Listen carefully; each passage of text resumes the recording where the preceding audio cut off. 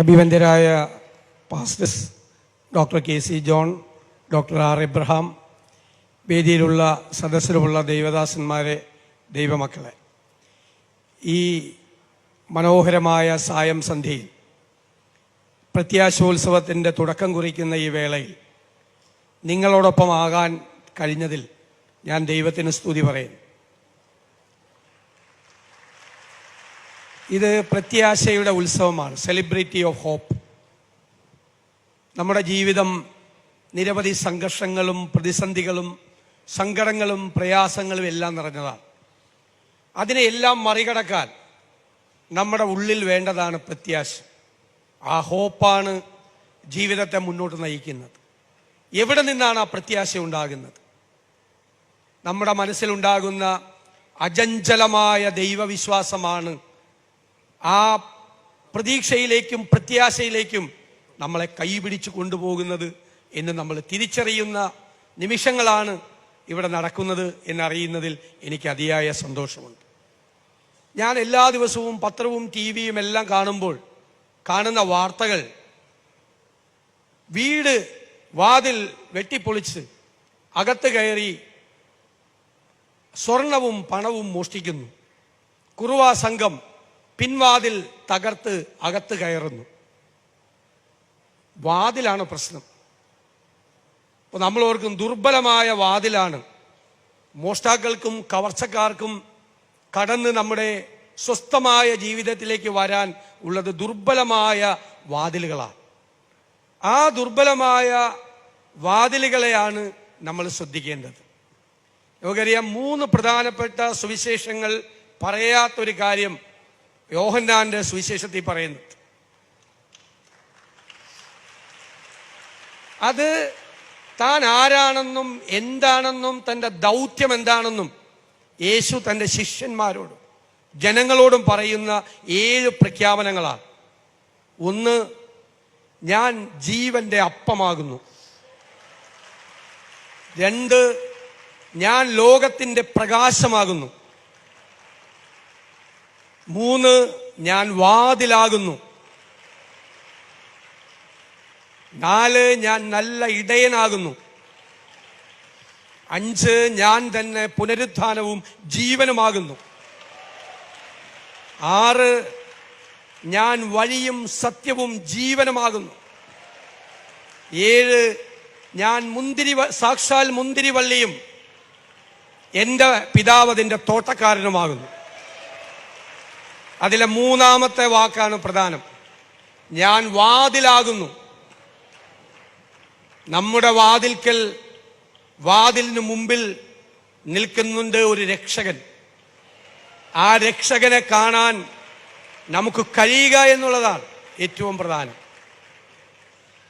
സുവിശേഷത്തിൽ തന്നെ പറയുന്നുണ്ട്, ഞാൻ ആടുകളുടെ വാതിലാകുന്നു. ഇതുവരെ വന്നിട്ടുള്ളത് കവർച്ചക്കാരും മോഷ്ടാക്കളും മാത്രമാണ്. ഞാൻ വാതിലാകുന്നു. ഈ വാതിലിലൂടെ അകത്ത് കയറുകയും പുറത്തിറങ്ങുകയും ചെയ്യുന്നവർ പുതിയ സ്ഥലങ്ങളിലേക്ക് പോകും. അതൊരു വലിയ വിശ്വാസ പ്രഖ്യാപനമാണ്. നിന്റെ രക്ഷകനായി, ഉരുക്കുവാതിൽ പോലെ നിന്റെ രക്ഷകനായി ഞാൻ കൂടെയുണ്ട് എന്നുള്ള ഉറച്ച പ്രഖ്യാപനമാണ്. അമേരിക്കയിൽ അടിമത്വം അവസാനിപ്പിച്ച പ്രസിഡന്റായിരുന്നു എബ്രഹാം ലിങ്കൺ.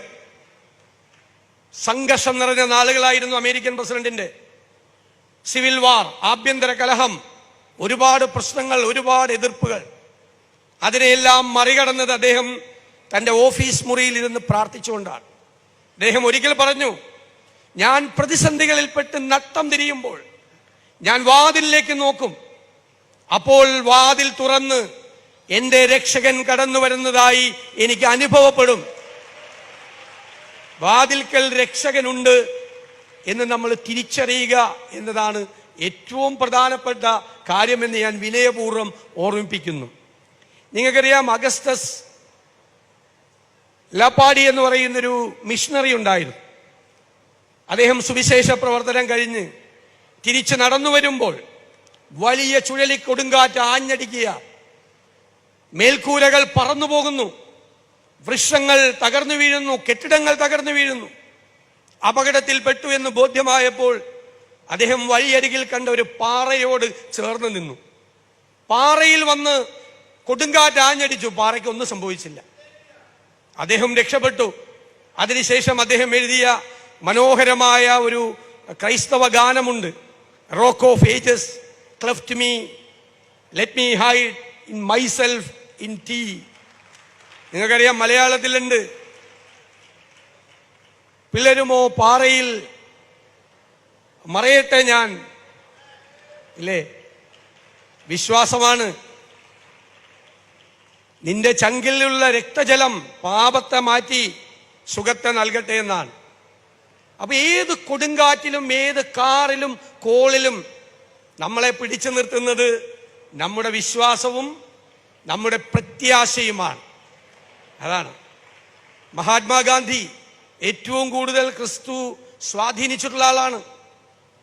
ഏറ്റവും കൂടുതൽ റവറൻഡ് മാർട്ടിൻ ലൂതർ കിങ് ക്രിസ്തു ഏറ്റവും കൂടുതൽ സ്വാധീനിച്ചിട്ടുള്ള ആളാണ്.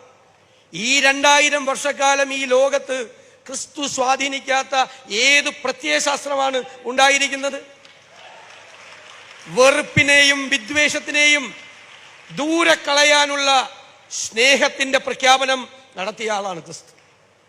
അതാണ് നമ്മുടെ ധൈര്യം, നമ്മുടെ പ്രത്യാശ. അതാണ് ആ വിശ്വാസത്തിൽ ഉറച്ചു നിന്നുകൊണ്ട് വാതിൽക്കൽ ഞാൻ സൂചിപ്പിച്ചതുപോലെ നമ്മുടെ രക്ഷകൻ നമുക്കായി ഉണ്ട് എന്നുള്ള ഉറച്ച വിശ്വാസത്തോടെ പ്രത്യാശയോടുകൂടി മുന്നോട്ട് നീങ്ങണം എന്ന് മാത്രം പറഞ്ഞുകൊണ്ട് 1/4 നൂറ്റാണ്ട് കാലം മുമ്പ് നടന്ന ഒരു കൂടിച്ചേരൽ, അത് 25 വർഷത്തിന് ശേഷം വീണ്ടും ആ സാഹചര്യം ഈ നാഗമ്പടം സ്റ്റേഡിയത്തിൽ ഉണ്ടാക്കിയ ഇതിന്റെ സംഘാടകരെ ഞാൻ ഹൃദയംഗവുമായി അഭിനന്ദിച്ചുകൊണ്ട് ഏത് കാറിലും കോളിലും ഏത് കൊടുങ്കാറ്റിലും ഉലയാത്തവരായി മുന്നോട്ട് പോകാൻ ദൈവം നമുക്ക് മീതെ അനുഗ്രഹവർഷം ചൊരിയട്ടെ എന്ന് പ്രാർത്ഥിച്ചുകൊണ്ട് ഞാൻ എൻ്റെ വാക്കുകൾ ചുരുക്കുന്നു.